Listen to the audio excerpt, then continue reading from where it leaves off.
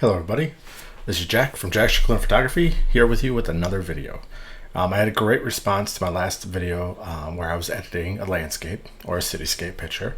Since I had such a good response, I figured I'm going to do another video of me editing. This time it's going to be a portrait. It's going to be a picture of one of my later senior sessions I did this year. So we're going to go ahead and edit that picture. Pull it up in Lightroom for you. And there she is. There's no corrections been done on it yet. To prove it, I will actually go to my develop module, and I will go to settings, reset. So nothing's been done to the photo as of right now. I did import it in from my camera. I use a Nikon D810 to take this picture. I also had an assistant, a lighting assistant, to help me out with off-camera flash. And I had her, for this picture, I had her over to the right-hand side. As you can see, there's where my catch lights are coming from. And that's pretty typical when I'm shooting portraits, especially of young ladies. I usually put my off-camera flash off to the right. So there it is. So let's go ahead and start editing it. So far, out of the box, it's not bad. It's pretty decent. The exposure is not bad. It could be lightened up just a little bit. If you're seeing this down here, this picture here, this is the finished product that I'll show you later after I was done with all my edits. Let's go back to the unedited. First thing I'm going to do is I'm going to crop it because we have too much headroom right here for her. So you hit the crop tool. Let me slow that down a little bit for you guys to see it. So this right here, where my mouse is circling over, that's the crop tool. Click on that once. And the default setting is original. I'm going to go ahead and select that and do 8x10.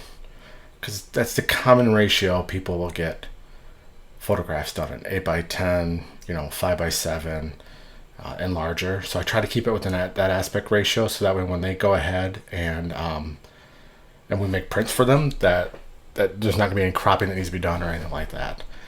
So this is gonna be very simple. All we're gonna do is just slide this down a little bit, close up that gap between the top, and then I'm just gonna hit the crop tool once again. And there you go. So that wasn't too bad. I'm going to adjust to as shot to flash, see what that looks like. And that's not bad.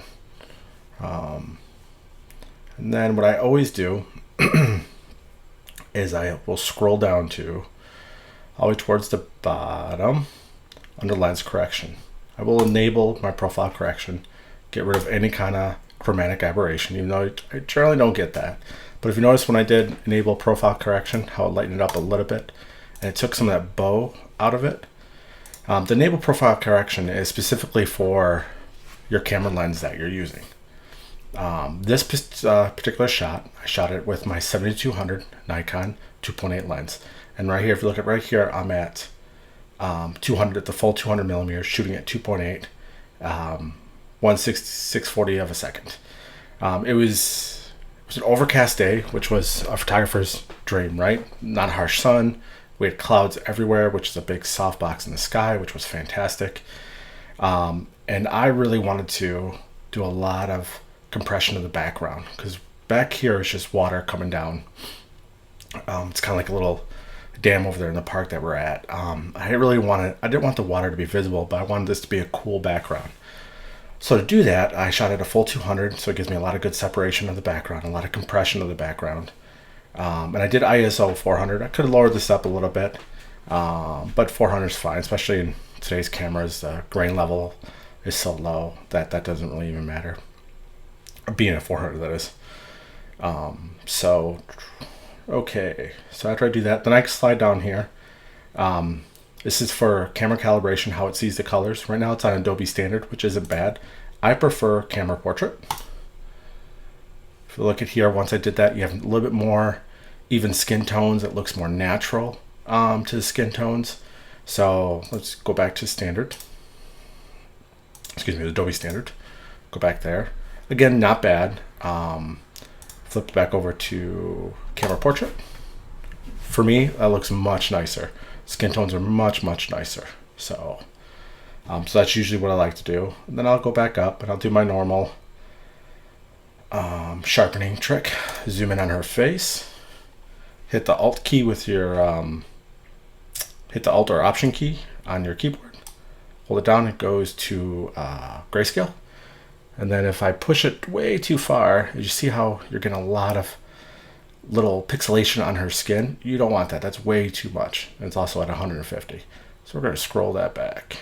And I don't use that much. So if I go always 0 on the sharpening, her face looks a little bit soft. I wouldn't say blurry, but I would say soft. And we don't want that either. Not for this particular portrait. So I'm going to move it up. See, that's a little too much. Come back down. It looks like 47 is the ticket for me. Look around some other stuff. Yep, I'm gonna back that right back off. So that's looking pretty good so far. I made just a couple little adjustments. I could mess with the highlights a little bit, brighten up the background a little bit more. It's good. I like to punch up my contrast. Get a nice separation here. The shadow of the face to the brightness of the face here. I usually like doing some contrast. Let's go back to my highlights. Do my little alt trick again. Move the slider over. And this is not going to show too much because rightfully the picture was pretty good out of camera. I'm going to do the same thing with shadows. See, that's going to make it a little too dark, so I'm just going to go back to my neutral position on shadows. White's going to be the same thing. So when I shoot any kind of picture, I strive to get it right in camera. And I do that not because I think going into Lightroom or Photoshop is cheating by any means. I do it because if you shoot a lot, and let's say we took 300 portraits for this one senior session, I didn't get it right in camera, that means I'm editing 200, 100 pictures, maybe even the full 300 pictures. That's a lot to edit. That's a lot of time to take, and I don't like having to take that much time editing. So my theory is if you get it right in camera, you do very little editing. If you see here, we've only been doing this for about a minute or two, and there's not much more that I'm going to do to it because it looks pretty good. The one thing I will do though is I'm going to export this and go into Photoshop because there's some things I want to get rid of, some skin imperfections I want to get rid of. And then here she has some flyaway hairs I want to get rid of just to clean up the photograph. And I do that because I want to be sure if the client gets the picture and they want to order an enlargement for it, that when I enlarge the picture, that everything's going to look just right. Like from this distance, everything looks great. But if they get this enlarged by 20 by 30, again, you're going to notice the skin imperfections. And I don't want that to happen. And I'm going to make the eyes pop a little more and soften the skin a little bit in Photoshop. You can do that in the Adobe Lightroom. I much prefer to do it in Photoshop. And it's really easy to go back and forth between Lightroom and Photoshop. They make it super simple. So you just go to the image here, do a right click with your mouse, and then you want to go to edit in, and then you want to pick Photoshop. Go ahead and click on that. It should pull up in Photoshop. And here it comes. And there it is. So now I'm going to switch from my regular mouse and keyboard. I'm going to go into my tablet, my graphics tablet right here. It's a little dusty. This graphics tablet is from Wacom or Wacom, however you pronounce it. And it is an Intuos 5, I believe. The medium size. It's not the small. I had the small before. It was way too small. I didn't like it. Much prefer the medium size. I was going to go large. Glad I didn't because this is pretty big and it takes up a lot of room on my desk as is. So I'm going to go start working with my pen tool. And I have to change the calibration because you normally use it on a different screen. So let me go ahead and go to my preference and do that real quick. Go under mapping. Then you pick the screen that you want. It's going to be monitor 2. Nope, it's going to be monitor 3. And right here is monitor 3. So all I did is I went underneath my Wacom tools right here, clicked on it, went to mappings, and then changed my monitor settings, just in case anyone else has this tool as well. I'm going to go ahead and close that down. Now, my pen tablet is going to be calibrated and use the full screen of my of this monitor here instead of using the other monitor. This makes editing and doing corrections much quicker and easier. So the first thing I'm going to do is I'm going to zoom in.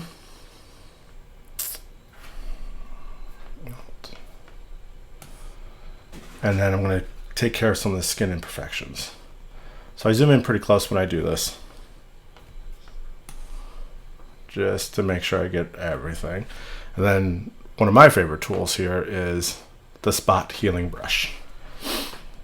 Now the trick to this is you want a brush size, the circle right here is a brush size, a little bit bigger than what you're trying to get rid of. And you could change that.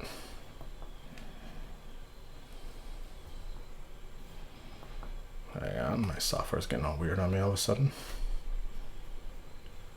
Back that up. There we go. Let's go in a little bit more.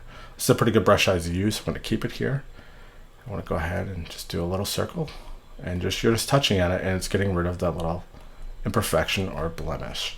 Now you have to be careful when you're doing like moles or beauty marks, because that's part of the person, and they might not want that removed. So I try to do that pretty selectively. Look, I might get rid of this one right here. And then I'll keep that one there. I'll clean up this a little bit.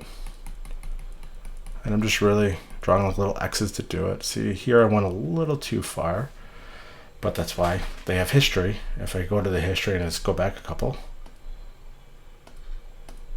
There we go. Go ahead and fix that up a little bit. Alrighty. Move down a little bit. You see anything?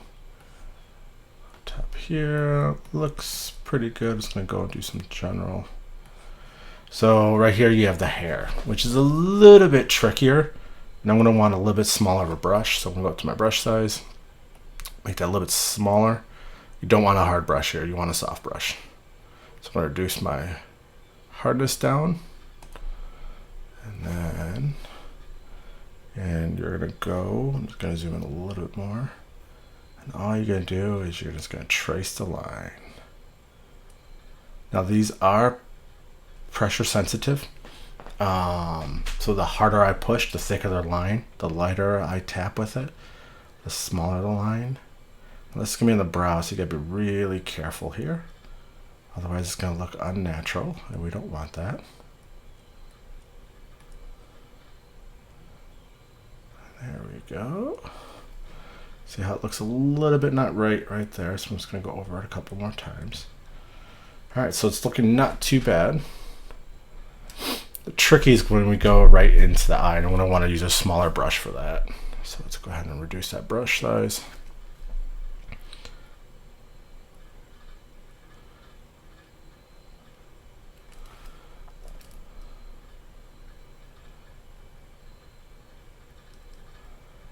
And you just kind of go over it, and you gotta be real careful the way you do it.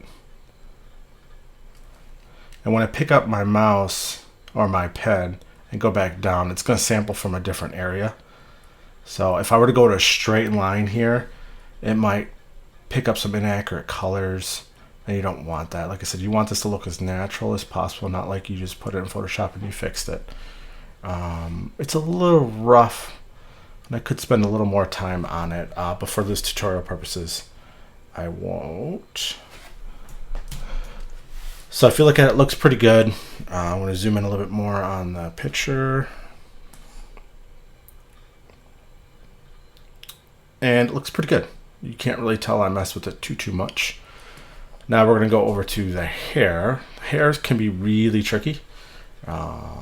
Because you want to make sure you do a good job of it. So what I'm going to do is using the clone stamp. I'll use a decent sized brush. I'm going to sample from an area by me, and I'm just going to color. See how? So basically where the X's is where I'm sampling from, and the circle is where I'm touching. I'm just using the outside of the circle. And you notice how now all of a sudden it's getting really dark right there, and I don't want it to be. I'm going to sample from another section right there. That's going to look a little more natural. And that's the whole key to this. You want this to look natural, not like we went and spent a bunch of time touching it up. Sample a new area. There's nothing wrong with keep on resampling areas. It's you'll get a more natural look that way, a little more even with the colors. And I'm doing this really quick, just so I'm not spending an hour on this tutorial. And I'll show you my after picture later, after we're done here. So just going through, do the same thing, just cleaning this up. Sampling from different areas. But it's not looking too bad. It's looking pretty good. And I could even use a smaller brush just to make it a little bit easier on myself, but that's okay. Sampling multiple areas. Over the top here, you gotta be really careful. Now you see we got that line right there. So I'll go back to my history, reverse that a little bit. And then I'm gonna use a smaller brush. Add a little hardness to it. A little bit smaller brush, a little bit bigger.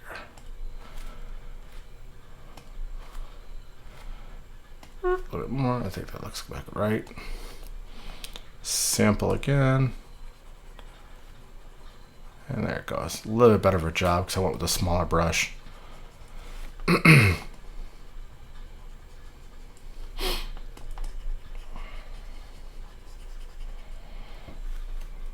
Alright.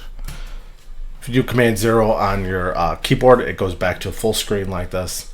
And that's kind of how I do it. I'll back it off to look at it to see what it looks like, to make sure it looks natural and it looks good.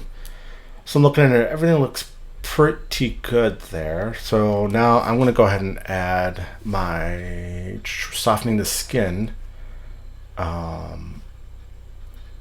And I got the actions I'm about to use is from a company called Color Veil, and I'll leave their website down in the description of the YouTube video. And what these actions do is someone went ahead and figured out the combinations to soften skin, and created a Photoshop action for that. So it speeds up my workflow quite a bit by using these actions. Like I said, I'll leave the notes about her website. Great actions that she has, and for a really reasonable price. Some actions you could spend a ton of money on, and I don't like doing that. To speed up my workflow, I'd like to, get a decent action at a low price. And she has great actions, great support. And no way am I affiliated with it, or am I getting paid by Color Veil to announce the product. It's just something that I use in not all my portraits, but a good majority of my portraits. So right here is skin smoothing. I'm just going to go ahead and click on this. I'm going to hit the play, and it's going to do its little thing.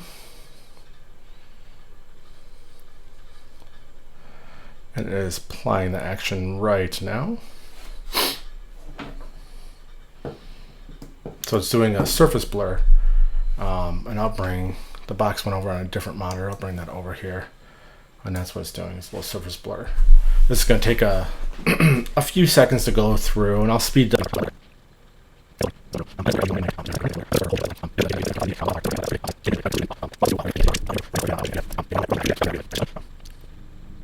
And there it is. So now it's telling you what your next steps are. It's saying basically I need to get a white brush and carefully wipe over the skin with the white brush to soften it up. If I softened it up a little too much, I would reverse that by using a black brush to reverse that. So I'm just going to go ahead and do continue.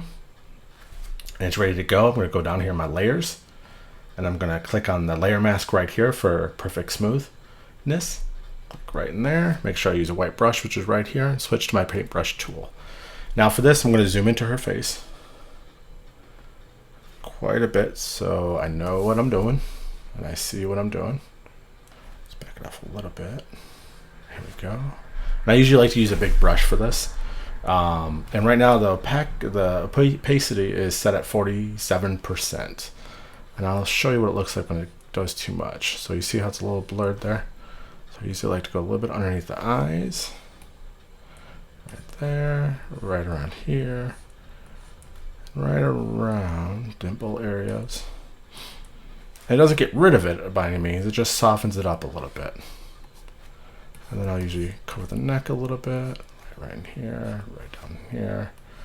I look to see if there's any weird creases in the arms. I might soften it up a little bit.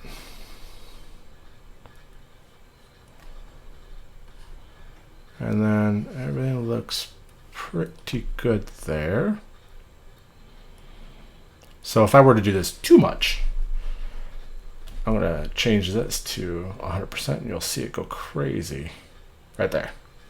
You do not want that effect. This here looks horrible. It looks very unprofessional. It looks like you're trying to change your client's face, and that's not exactly what we want to do at all. So I'm going to bring this back down, and as you can see, this is 0%. It's exactly what she looked like, and there's nothing wrong with this at all. I like to soften it up a little bit, taking it back to the 40% it was at. And I think that's good right there. Like I said, if you were to go any higher, it's not good. It's not natural. It doesn't look good at all. So all I'm doing is softening up some of the creases in the face where there's little lines like right here. Might do that just a little bit right there.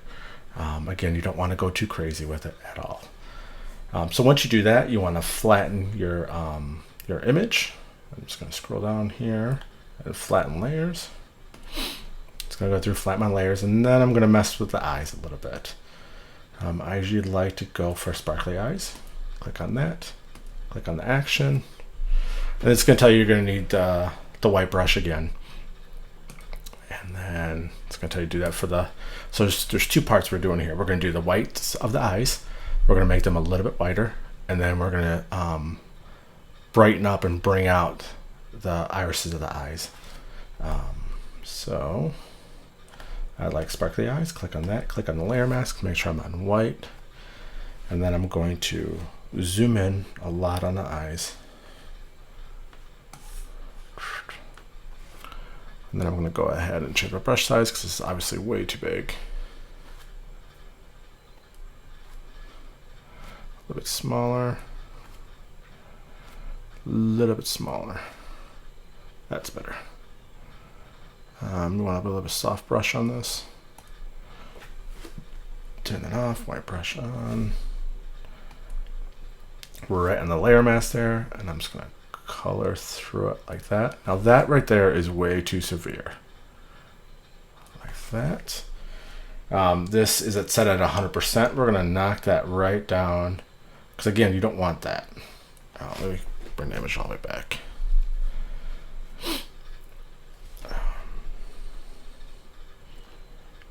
You don't want the eyes to pop too much because then it looks like it just doesn't look natural. It doesn't look right. So I like around, this is with nothing, and I'm going to bring it up again in the 40s. Now I'm going to whiten up her eyes. So I'm going to zoom back in, and I'm going to go to whiten eyes. Again, same thing. I'm going to use a white brush. Click on the layer mask here, and I'm just going to go through and whiten up her eyes. As you see, I'm coloring through.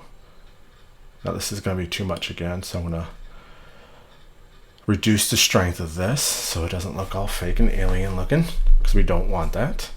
So if I were to do this 100%, it's way too bright, especially on this side here, where it's a little bit darker of where the light is, because you got the light coming up from the camera on this side, the off-camera flash on this side. So this, of course, is going to be a little bit darker.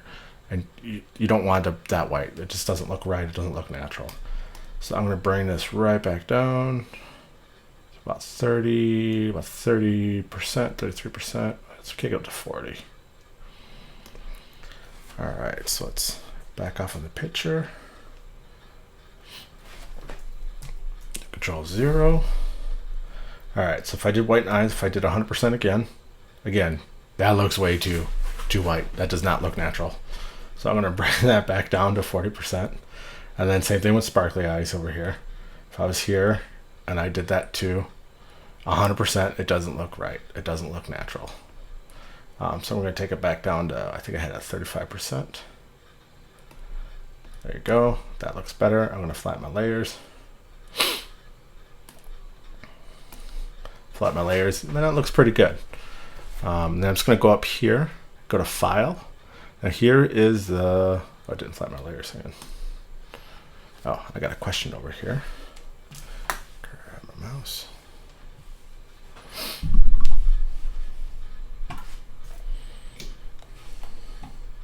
Bring it over here. Simply click yes.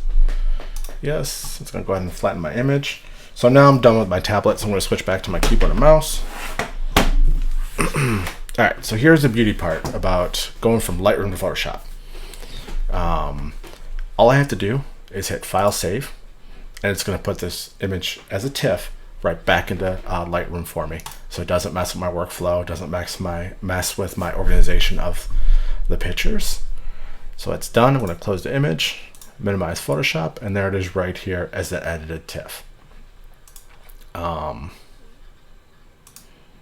Oops. Right here is the edited TIFF. This is where we were before. And this is where we are now. Looks great. This is my original that I came up with, that I delivered to the client. Looks pretty good. I had a little more time on that one to edit. But really, that's about it. Real quick and easy. Like I said, I try to get everything right in camera first, so that way I'm not doing a ton of editing and I can edit really quickly. I try to stay within a few minutes per picture. I don't want to spend 30 minutes, 15 minutes on a picture. That's way too long. And it slows my workflow down. Now, of course, if I have to, I will. But that means I got something wrong in camera, and I try everything I can to get it right in camera. So I hope you enjoyed this video. Give me a thumbs up if you like it. Subscribe to the channel because there's been much more to come. And thank you for watching.